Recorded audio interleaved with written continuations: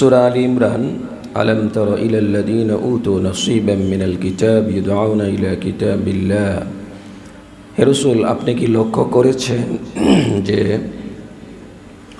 ইহুদিরা যাদেরকে কিতাব দেওয়া হয়েছিল, ইউদআউনা ইলা কিতাবিল্লাহ, আর আল্লাহর কিতাবের দিকে যখন তাদেরকে ডাকা হলো, কেন ডাকা হলো? লিয়াহকুমা বাইনাহুম, যাতে করে কোনো সমস্যার সমাধান করা যায়, বিচার করা যায়।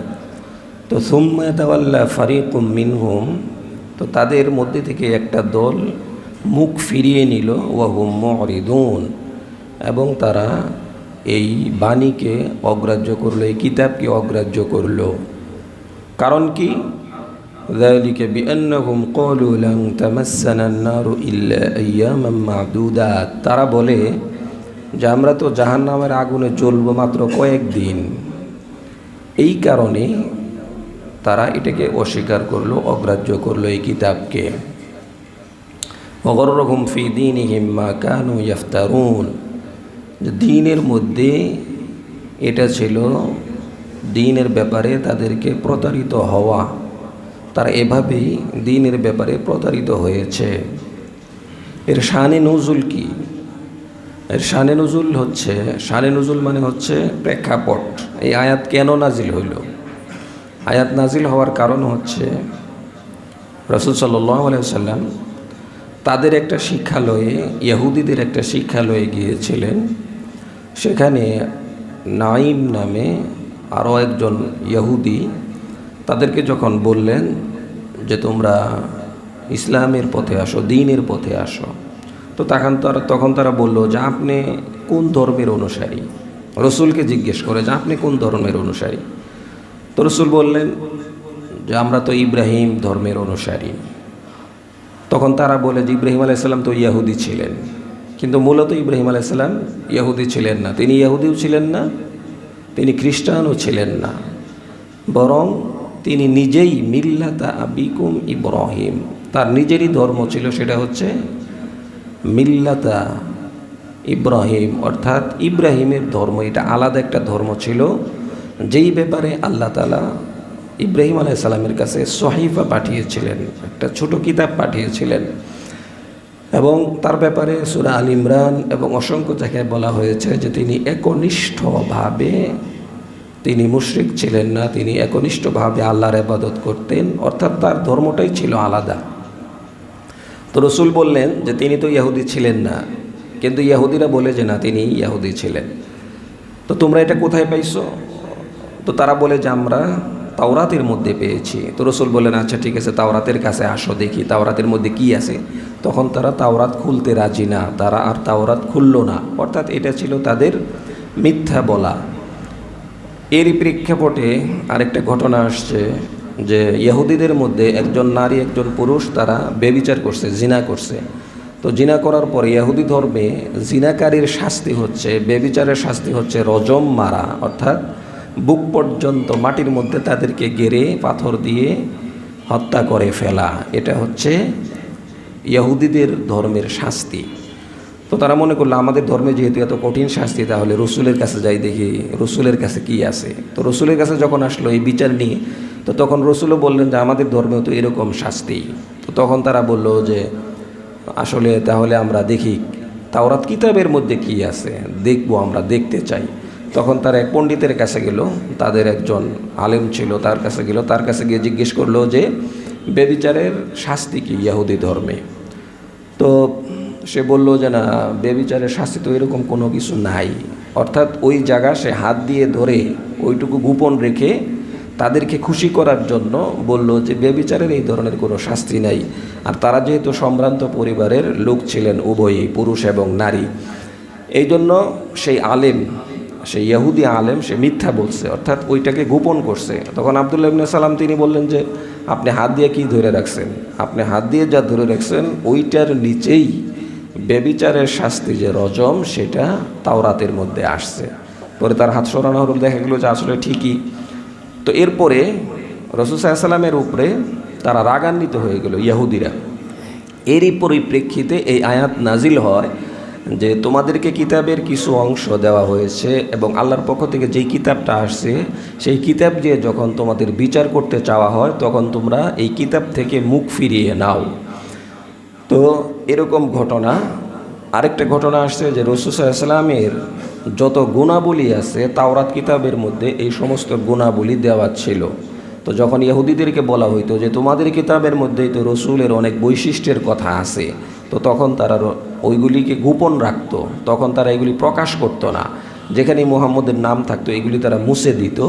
তো এরই পরিপ্রেক্ষিতে এই আয়াত নাজিল হয়েছে যে তোমরা আল্লাহর প্রেরিত যেই কিতাব সেটা তোমরা মানতে চাও না, সেখান থেকে যদি তোমরা মুখ ফিরিয়ে নিতে চাও তাহলে তোমাদের জন্য অনেক শাস্তি রয়েছে। তো তারা এই কাজটা কেন করে? তারা এই কাজটা এই জন্য করে, তারা বলে যালিকা বিআন্নাহুম ক্বালু লান তামাসসানান নারু ইল্লা আইয়ামান মা'দুদাত, যে তারা বলে এই কারণে এটা যে লান তামাসসানান নার, যে আগুন আমাদেরকে, জাহান্নাম আমাদেরকে স্পর্শ করবে না, ইল্লা তবে, আইয়ামান মা'দুদাত অল্প কয়েকদিন, অর্থাৎ জাহান্নামে আমাদের বেশি দিন থাকতে হবে না, অল্প কয়েকদিন থাকতে হবে। এই জন্য এই কিতাব তারা মানতে চায় না। কয়দিন থাকতে হবে? তারা বলে যে আমরা যে কয়দিন বাছুরের পূজা করছি, বাছুরের বাচ্চার পূজা করছিলাম 40 দিন, এই 40 দিনই আমাদেরকে জাহান্নামে থাকতে হবে, এর বেশি আর থাকতে হবে না। এই জন্য তারা কিতাবের কোনো তোয়াক্কা করে না। ওয়াগররহুম ফি দীনিহিম মা কানু ইফতারুন, অর্থাৎ দ্বীনের ব্যাপারে তাদের এই সমস্ত বিষয় তাদেরকে প্রতারিত করেছে।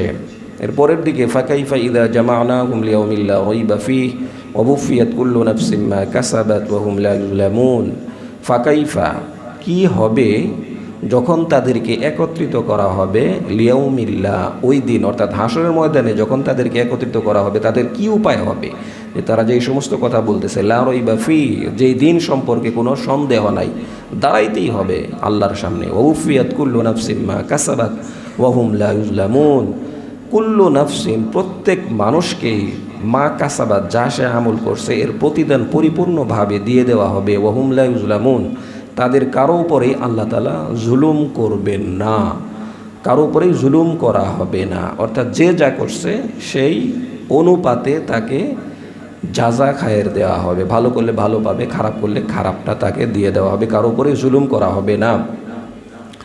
এরপরে এই আয়াত সম্পর্কে আমরা অনেকে জানি, কুলিল্লাহুম্মা মালিকাল মুলকি তুতিল মুলকা মান তাশা ওয়া তানজিউল মুলকা মিম্মান তাশা ওয়া তু'ইজ্জু মান তাশা ওয়া তুযিল্লু মান তাশা বিয়াদিকাল খায়র ইন্নাকা আলা কুল্লি শাইইন কাদির। হে রাসূল, আল্লাহুম্মা আপনি বলেন, ওয়া তানজিউল মুলকা মিম্মান তাশা, আর যার থেকে ইচ্ছা তার থেকে আপনার এই রাজত্বকে ছিনিয়ে নেন। ওয়া তু'ইজ্জু মান তাশা ওয়া তুযিল্লু মান তাশা, যাকে ইচ্ছা আপনি তাকে মর্যাদা দেন, সম্মানিত করেন। ওয়া তুযিল্লু মান তাশা, এবং যাকে ইচ্ছা তাকে আপনি বেইজ্জতি করেন, অপমানিত করেন। বিয়াদিকাল খায়র, সমস্ত কল্যাণ আপনার হাতে, কল্যাণ কারো হাতেই নেই, আল্লাহর হাতে। ইন্নাকা আলা কুল্লি শাইইন কাদির, নিশ্চয় আপনি সকল কিছুর উপরে ক্ষমতাবান। সকল কিছুর উপরে ক্ষমতাবান কে? আল্লাহ না জনগণ? আল্লাহ। বলে না যে সকল ক্ষমতার উৎস কে? জনগণ নাকি? জনগণ না, সকল ক্ষমতার মালিক আল্লাহ। আর এখানে আল্লাহ তাআলা কি বলতেছেন? যে আমি যাকে ইচ্ছা রাজত্ব দিই, যাকে ইচ্ছা তার কাছ থেকে আমি রাজত্ব ছিনিয়ে নেই, আর যাকে ইচ্ছা তাকে আমি সম্মান দিই, যাকে ইচ্ছা তাকে আমি বেইজ্জতি করি।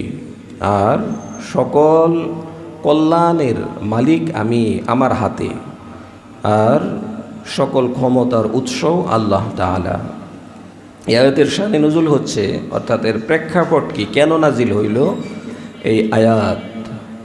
এই আয়াত নাজিল হইল যে ৫ম হিজরিতে, দ্বিতীয় হিজরিতে বদর যুদ্ধ হয়, এরপরে উহুদ যুদ্ধ হয়। এরপরে কাফের মুশরিকরা দেখলো যে বদরেও পরাজিত, উহুদেও আংশিক পরাজিত, তো এখন কি করা যায়? তখন তারা মদিনার কুরাইশ, মদিনার ইহুদি যারা ছিল, আরও বিভিন্ন দল টল মিলে তারা প্রায় ১২,০০০ হইল। অর্থাৎ তারা একটা ঐক্য ফ্রন্ট করলো, যুক্ত ফ্রন্ট, যেই ব্যাপারে সূরাও নাজিল হয়েছে, সূরা আহজাব। আহজাব মানে ঐক্যবদ্ধ, ঐক্যবদ্ধ দল। হিজবুন মানে দল, বলে না হিজবুল্লাহ। হিজবুল্লাহ মানে আল্লাহর দল, হিজবুন মানে দল, আর বুল্লাহ আল্লাহ, আল্লাহর দল। তাহলে আহজাব, সেখান থেকে আহজাব মানে কয়েকটা দল একত্রিত হয়েছে।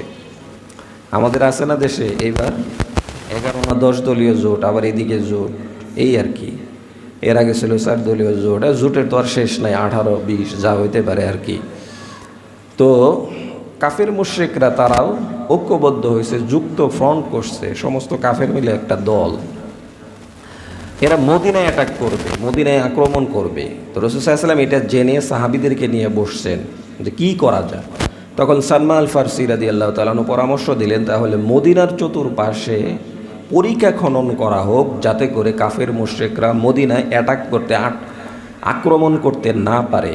এই জন্য পরিখা খনন করা হলো। প্রায় 3000 সাহাবী পরিখা খনন করা, অর্থাৎ গর্ত, এমনভাবে গর্ত করা, চতুর সাইডে ড্রেন করা, যাতে করে সহজেই কাফের মুশরিকরা মদিনায় প্রবেশ করতে না পারে। সেই গর্ত করতে গিয়ে বিশাল এক পাথর সামনে পড়ল, যেটা কেউ সরাতে পারতেছিল না এবং সেটাকে কাটতেও পারতেছিল না। রাসূল সাল্লাল্লাহু আলাইহি ওয়াসাল্লাম নিজে সেখানে শরিক হয়েছেন, এই গর্ত খুদাইয়ের মধ্যে, খুদাই কাজে শরিক হয়েছেন। তো রসুলকে ডাকা হয়েছে যে এরকম একটা পাথর পড়ছে সামনে, এখন তো এটাকে আর সরানো যাচ্ছে না। রাসূল সাল্লাল্লাহু আলাইহি ওয়াসাল্লাম কোদাল দিয়ে আঘাত করলেন। প্রথম আঘাতেই আগুন জ্বলে উঠছে এবং সেটা ভেঙে গেছে। তো রসুল বলছেন যে এই আগুনের মধ্যে এবং এই আঘাতের মাধ্যমে আমি পারস্যের রাজপ্রাসাদ দেখছি। এরপরে আবার দ্বিতীয় আঘাত করছেন, তখন আগুন জ্বলে উঠছে। রসুল বলছেন দ্বিতীয় আঘাতে আমি রোমের যে রাজপ্রাসাদ সেটা দেখছি। এরপরে তৃতীয় আঘাত করছেন, তিনি বলছেন যে ইয়ামানের সান্না শহরের রাজপ্রাসাদ আমি এর মাধ্যমে দেখছি।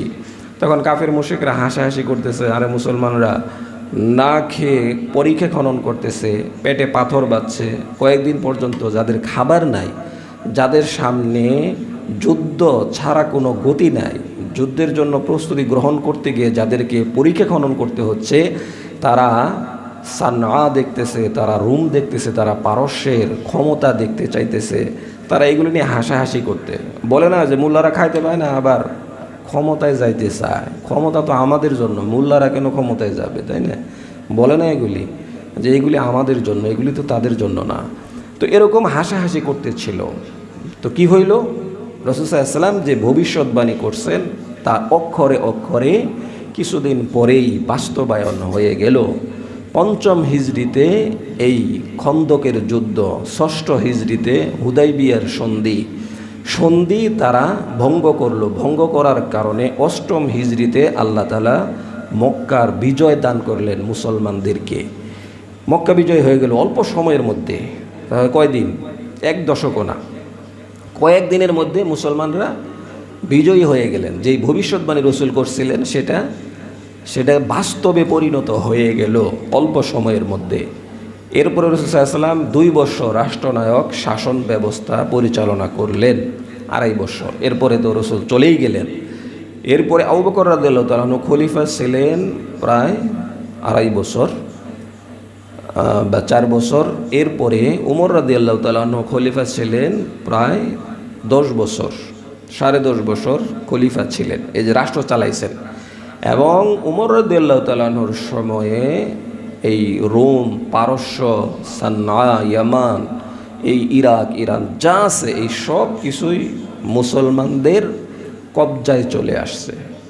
তাহলে রসুল 5ম হিজরিতে যেই ভবিষ্যৎবাণী করছিলেন, অল্প সময়ের মধ্যে পুরো পৃথিবী মুসলমানদের হাতে চলে আসছে, বাস্তবে পরিণত হয়ে গেছে।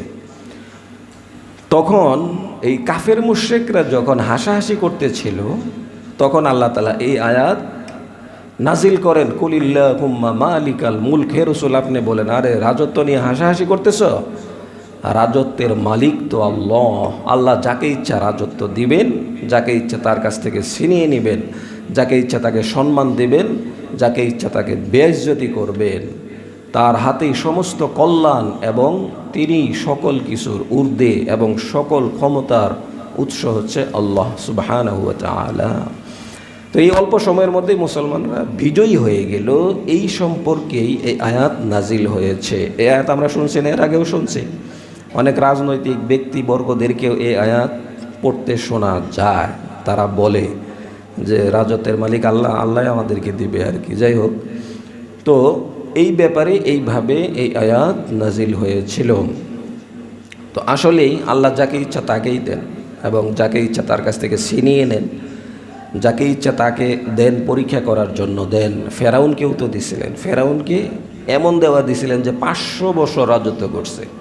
পৃথিবীর এমন আর কোনো রাজা নাই যে 500 বছর রাজত্ব করছে। আছে?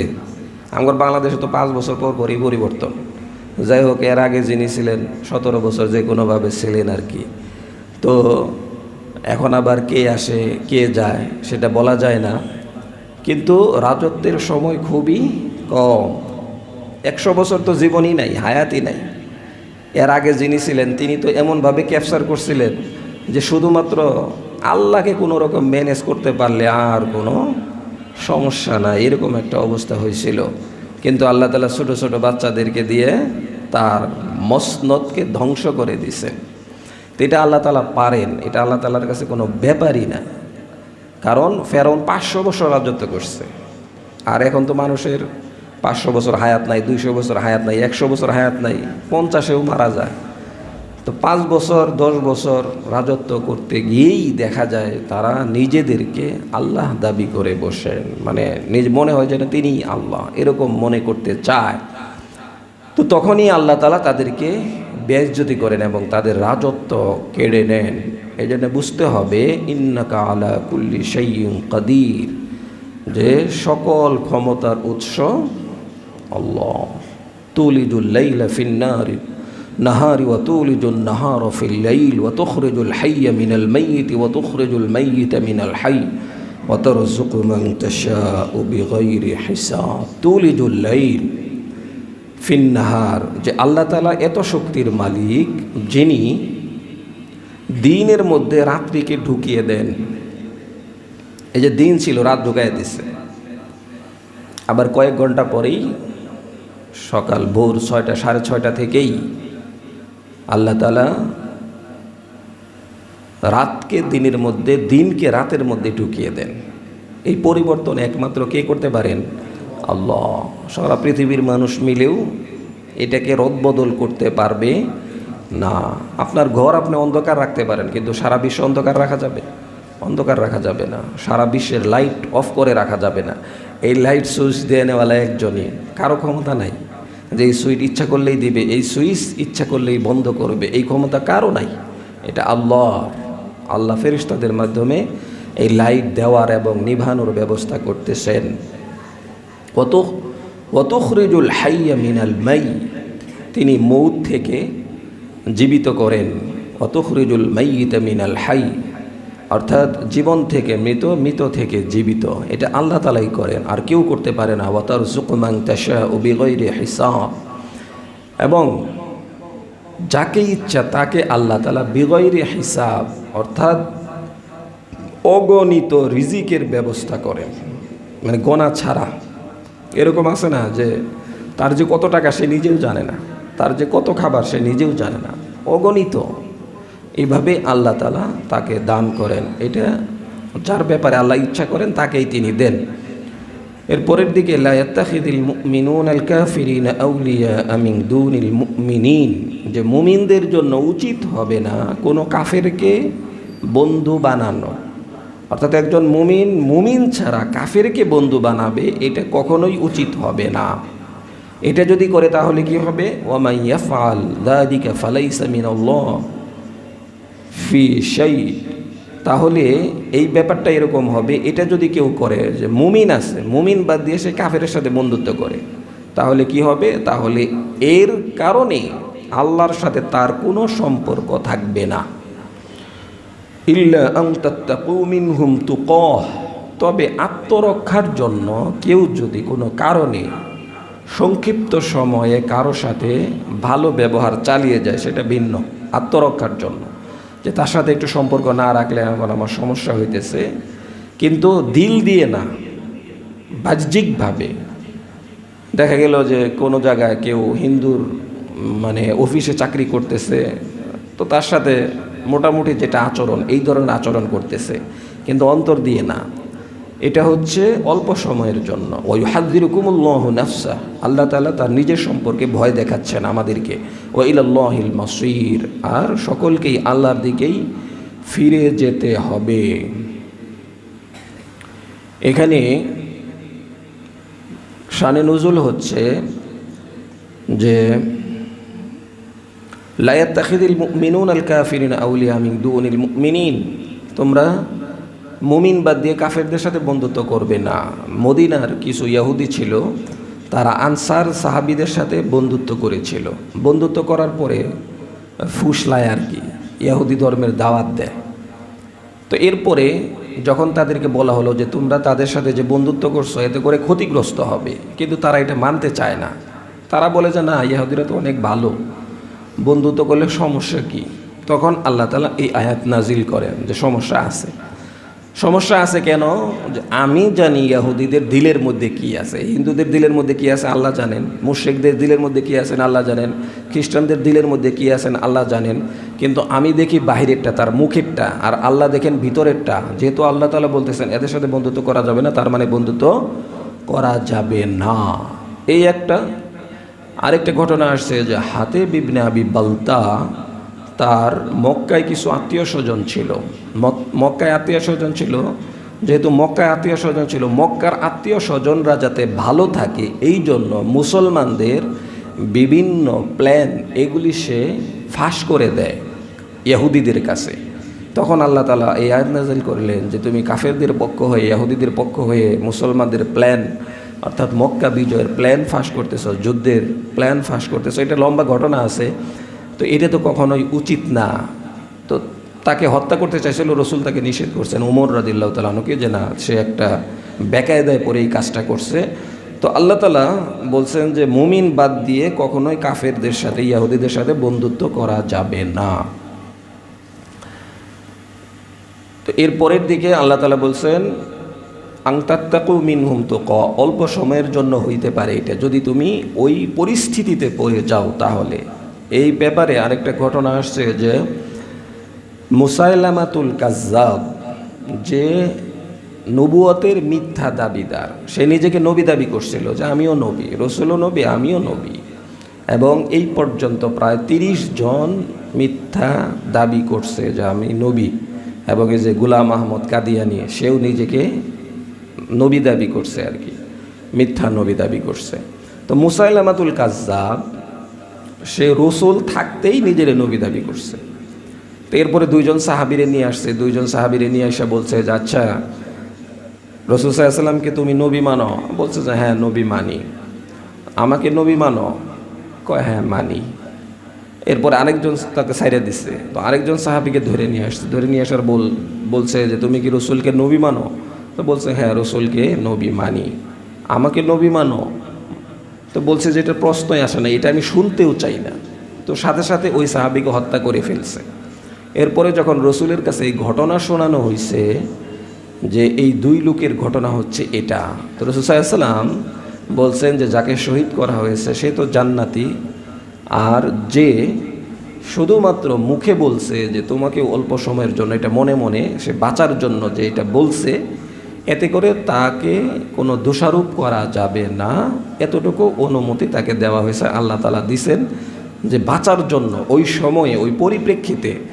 আর সে যদি একা বাঁচতেছে, এখানে আরও বিভিন্ন বিষয় আছে যে আপনি যদি স্বীকারোক্তি দেন তাহলে অন্যদের জানের হুমকি আছে, ইসলামের সমস্যা হবে, ইসলাম কোণঠাসা হয়ে যাবে, সেই ক্ষেত্রে এই কাজ করা যাবে না। শুধুমাত্র আপনার জান বাঁচানোর জন্য ওই জায়গায় কেউ জড়িত না, কোনো ওই সমস্যার মধ্যে কেউ জড়িত না, শুধু আপনি নিজের জান বাঁচাতে পারবেন, এই ধরনের কোনো কথা বলে সেই ক্ষেত্রে এই কৌশলের আশ্রয় নেওয়া যাবে।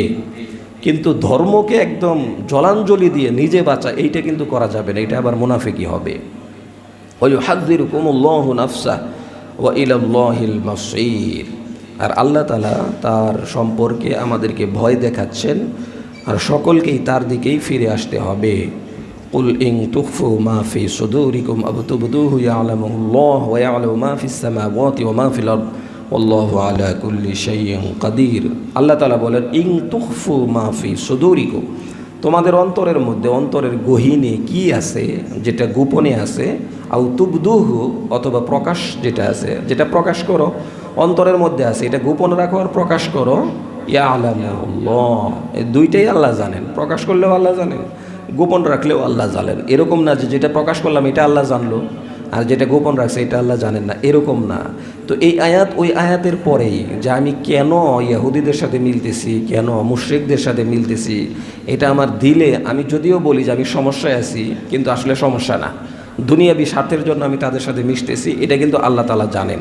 এই জন্যে এই আয়াত নাজিল হয়েছে শেষের দিকে, এই আয়াতের পরের দিকে, যে তুমি তাদের সাথে মিশতেছো, কেন মিশতেছো এটা কিন্তু আমি আল্লাহ জানি। এই জন্য সলসাতুরি বা তাল বাহানা করা যাবে না। যদি তুমি সমস্যায় পড়ে তাদের সাথে অল্প সময়ের জন্য মিশো, তো তাদেরকে আন্তরিকভাবে কখনোই বন্ধু বানানো যাবে না।